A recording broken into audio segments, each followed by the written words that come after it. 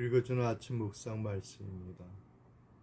오늘은 민수기 16장 말씀으로서 교회와 영적인 질서에 대한 말씀으로 묵상하겠습니다.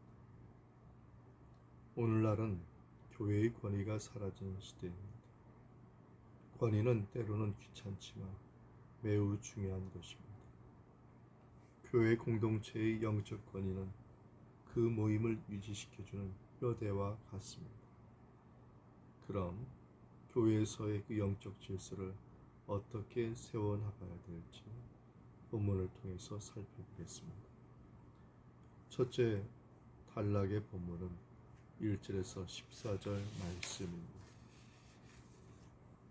말씀의 내용을 보면은 자신의 직분을 망각하지 말아야 된다는 것을 상기시켜 줍니다. 12장에서 미리암과 아론이 모세의 권위에 도전한 적이 있었습니다.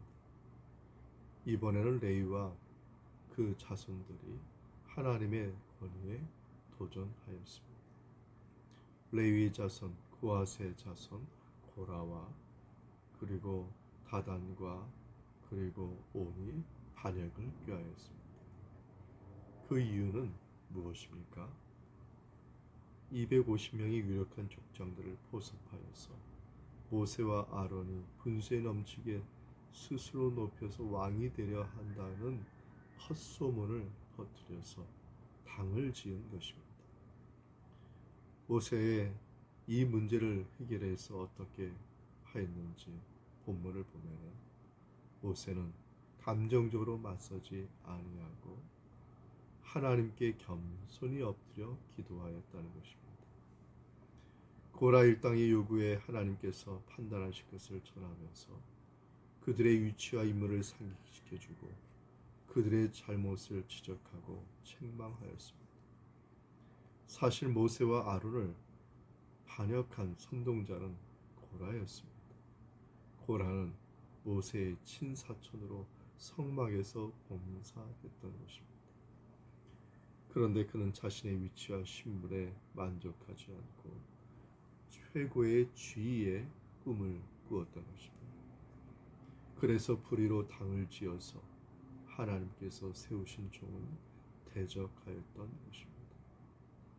다름 아닌 자신의 직분을 망각하고 하나님을 대적하는 행위였던 것입니다. 교회의 영적 질서는 어디에서 옵니까?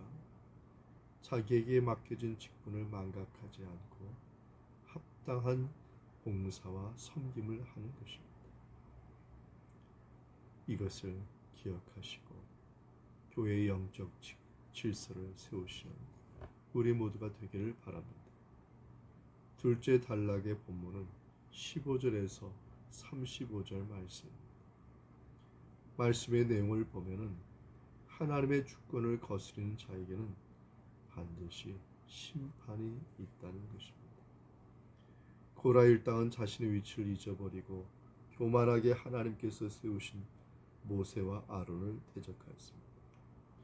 그러자 모세는 너무나 화가 났습니다. 얼마나 화가 났는지 하나님께 답답한 심정을 기도하였던 것입니다. 더 답답한 것은 모세가 그 반역자들을 온갖 겸손과 온유로 대하였음에도 불구하고 그들이 반역을 꾀했다는 것입니다. 이제는 마지막으로 백성의 참 지도자가 누구인지 시험해 보고자 하여 어쩔 수 없이 고라에게 향로를 가지고 성막 앞에 모이라고 하였습니다. 그래야 모든 백성이 모였고 고라는 이 기회에 전 회중을 모아놓고 쿠데타를 일으키려고 했던 것이죠. 하나님께서는 이것을 아셨습니다. 그들 가운데 갑자기 나타나서 고라와 그 일당을 멸하려고 하셨습니다. 그때 모세와 아론도 하나님 앞에 엎드렸습니다. 그리고 고라 한 사람의 선동으로 멸망하게 된 백성들을 위해서 기도하기 시작했습니다.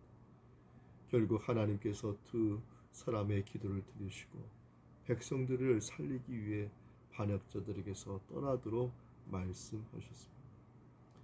하나님의 응답을 들은 모세는 백성들에게 악인의 활동에 동참하지 말고 고라 일당은 장막에서 떠나게 하고 하나님의 심판을 경고했습니다.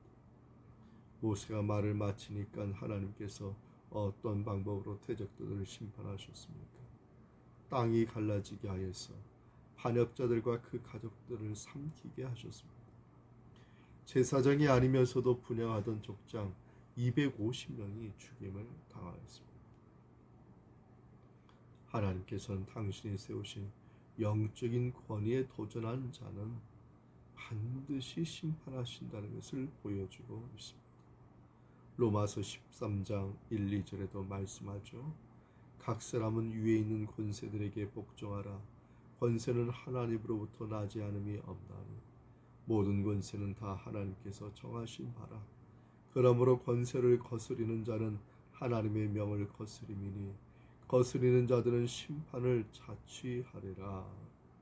이 말씀을 기억하시면서 하나님의 주권을 세우고 하나님의 권위를 세우므로 교회의 영적인 질서를 세워나가시는 우리 모두가 되기를 바랍니다. 셋째 본문은 36절에서 50절의 말씀의 내용을 보면은 주님의 은혜를 잊지 말자는 그러한 뜻이 담겨져 있습니다. 고라 일당과 250명의 족장들은 하나님의 권위에 도전하다가 무서운 심판을 받았습니다. 하나님께서는 반역자들의 죄를 뿌리 뽑기 위하여 그들을 심히 벌하였습니다. 이 모습을 본 이스라엘 회중들은 여전히 다음날 또다시 모세와 아론을 원망하기 시작하였습니다. 그들의 원망은 끝나는 날이 없었습니다. 그때 구름이 회막을 덮으며 하나님의 영광이 나타나고 모세와 아론이 회막 앞에 나아가자 하나님께서 원망하는 백성들을 순식간에 멸하시고자 하여서 모세와 아론으로 하여금 그 백성에서 떠나가라고 하셨습니다. 그리고 백성들에게 연병으로 심판하시고 그리고 모세는 아론에게 백성을 위해 속죄하도록 하였습니다. 연병으로 심판받는 백성들 사이에 아론이 속죄의 마음으로 섰을 때 희생 정신으로 그 사이에 속죄하기 위해 위험을 무릅쓰었을 때 연병이 그치고 그리고 하나님의 은혜가 임하였던 것입니다. 이스라엘 백성들에게 희생적인 중보자 아론이 없었다면 그들은 죄중에 멸망할 수밖에 없었을 것입니다. 여기서 중보자 아론은 다시 오실 그리스도를 예표하고 있습니다. 우리 주 예수님은 인간의 죄를 속하기 위해 오신 유일한 중보자가 되십니다. 히브리서 9장 15절에 이르기를 이로 말미암아 그는 새 언약의 중보자시니 이는 첫 언약 때의 범한 죄에서 속량하려고 죽으사 부르심을 입은 자로 하여금 영원한 기업의 약속을 얻게 하려 하심이라고 하였습니다. 아론의 속죄는 죄를 근본적으로 해결해 주지 못하고 효력이 일시적이지만 예수 그리스도의 속죄는 우리의 죄를 근본적으로 해결해 주시며 그 효력도 영원한 것입니다. 사랑하는 성도 여러분, 이 은혜를 잊지 마시기 바랍니다. 주님의 구원의 은혜를 망각하지 말고 주님의 권위에 순종하여서 교회의 영적인 질서를 세워나가심으로 하나님 나라와 그 의를 위해서 쓰임받는 우리 교회와 또 우리 모든 공동체 성도님들이 되기를 주님의 이름으로 축원합니다. 아멘.